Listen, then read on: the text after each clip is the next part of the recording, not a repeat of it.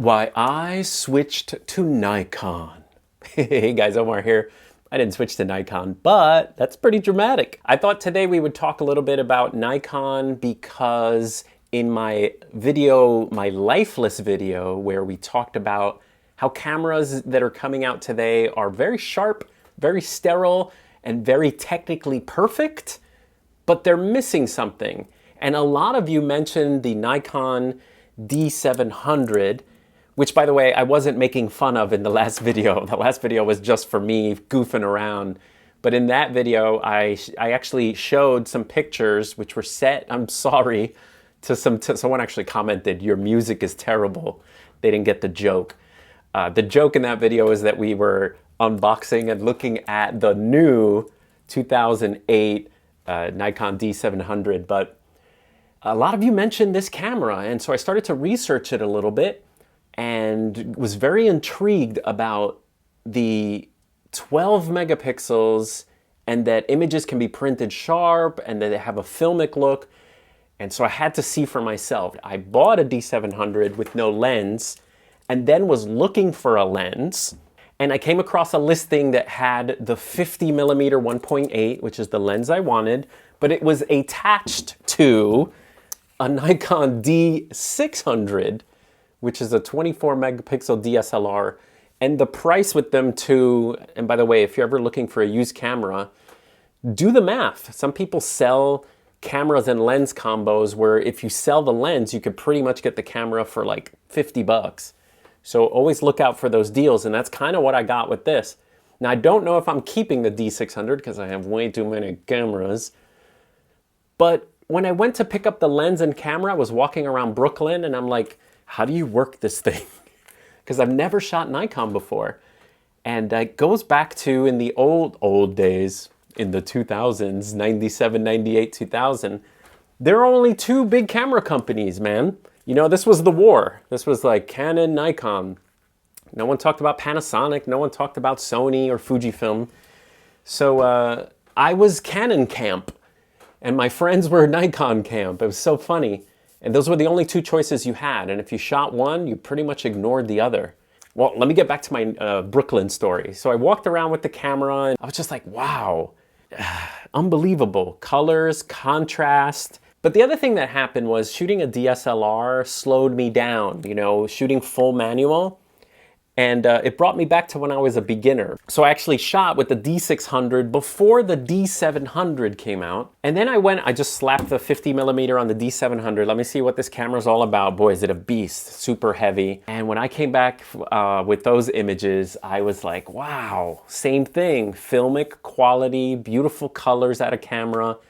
And just editing the images, you know, I think Lightroom was built up around these two systems, Canon sensors and Nikon sensors.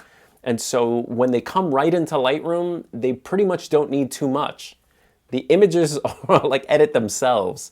When you bring a Sony file into Lightroom, it's like, wow, you really have to work your magic to make it look like these cameras did, if that's the look you're going for. If you're going for the clean, sterile, super sharp, smooth skin, so people look like dolls, then you're totally set with that. And then I contacted my friends at B&H and I said, what else you got? Oh, the Nikon Z6 II. After shooting the older Nikons, I was interested to see what the newer Nikon can do. The Z6 II is like back ordered everywhere. Isn't it funny? I got this shirt free at a New York Photo Fest event, never having held a Z camera, never having shot it. I just love this t-shirt. And now the Z6 II is in my hand. Thank you, B&H. Now, another thing that B&H hooked us up with is the Ftz Adapter. This will let us adapt the older Nikon lenses to the Z6 II, to the Z6 II, and the one I'm most excited about is B&H hooked us up with the 70 to 200 2.8 zoom lens for the Z mount. So this doesn't need an adapter. This goes directly on the Z6 II. And let's look at it because I've never seen this camera. Okay, usual books and stuff on the top. So over here we have a strap. We've got a USB-C cord. We have a charging brick in there. So we have the battery. Okay. I wonder if it's called the Z battery. I know that's what Sony's is called. There's a little lens pouch, which is on top of the lens.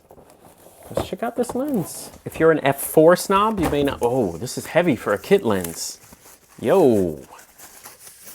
Hey, quality kit lens. Look at that right there. Come on. Gorgeous. Gorgeous. So the kit lens for the Z, nice, has an autofocus, manual focus switch, which is great. No aperture ring, which a lot of companies are starting to do now, a little aperture ring. And does this zoom? Does it pop up? Oh, it pops up when it zooms. Not a super fan of that. And let's check out the camera. Always exciting. Always exciting when you get a new camera. Oh, yes. Yes, yeah. Wow, look at this screen. Okay, first of all, the screen is ginormico. We need to take this off. Are you one of those people that leaves this plastic on for 18 years, you know, and then like 18 years you take it off and you're like, it's new. Wow, look at that screen. Beautiful. Beautiful full frame sensor. It also has 2 function buttons on the front, which is nice. So it has a mode dial, which I like, and it also has the info on the top. So I'm a fan of that. The only thing I'm kind of, you know, I'm more used to using a rear dial. So, you know, like the Canon cameras have a rear dial, and this doesn't have a rear dial. This has a rear little guy on the top, which I have to get used to. But look at this autofocus button here, AF on. Very large, very easy to find. And I know that Fujifilm is notorious for putting these tiny little buttons on there. You see those smaller buttons? Those are a little, they're fine, but it's really nice to have a button that protrudes a little bit more and you can kind of feel it. Feels great in the hand. Let's put a battery in this guy. Everything's backwards on Nikon. When you flip the caps, they flip the wrong way, so I over tighten everything. Usually righty-tighty clicks things in, but no, not Nikon. They're left and they click in. Oh, wow. This is a great little travel camera. You know, if you want to do some serious photography, this is a great size. This lens is a great size too. There it is, the Nikon Z6 II. Well thought out design. Look at that. So really great, easy to grip in the hand, by the way. Okay, let's turn it on, see if it has any juice. The battery is dead. Okay, I've been staring at it for about like 30 seconds silently, just thinking about what I'm thinking about. Some other key design elements. Number one is the on-off switch is great when you grab the camera and you're able to turn on the camera right away. I noticed that Canon went to a on-off switch on the left, which is fine, you get used to that stuff, but the flick, turning it on, great design. Kudos to Nikon there. Let me get rid of this box. The other thing I love are the function buttons on the front.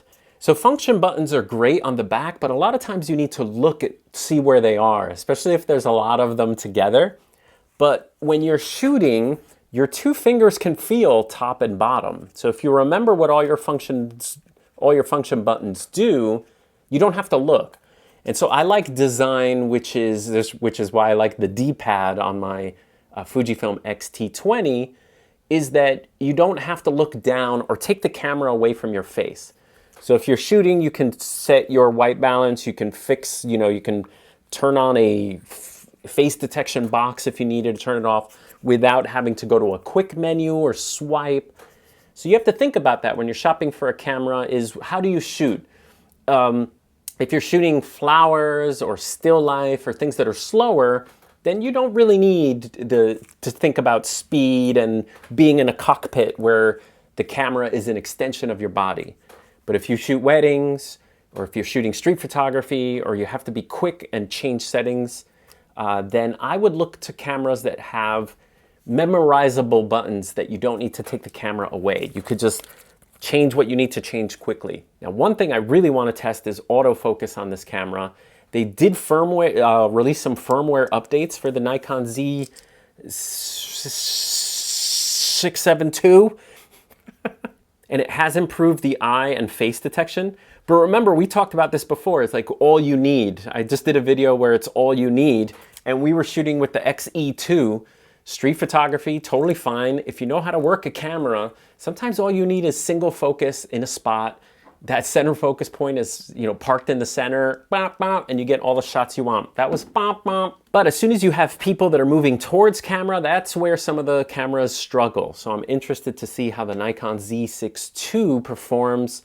And also, one of my favorite things about my Sony a7 III, and it's why I still use it for events, is because I have two active buttons, center focus point and an eye. The center focus point for quick shooting between people, and sometimes I know if I am not looking through the viewfinder, I can hit the eye autofocus and it will grab an eye. And again, a huge thank you to B&H for, oh, what kind of car does this take?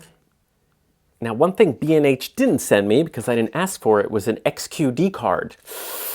This takes different kinds of cards. Now, there is two card slots, which is a great improvement over the first Z6, but I'm only going to be using one card slot anyway because I don't have XQD. I'm a Nikon shooter now. Sorry Sony, sorry Fujifilm, and goodbye Canon. All right, I'll see you guys next time.